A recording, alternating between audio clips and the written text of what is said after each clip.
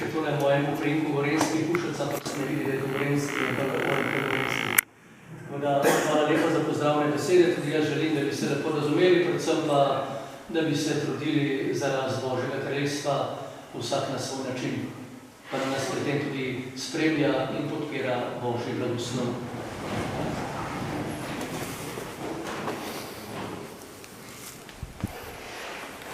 Gospod z vami,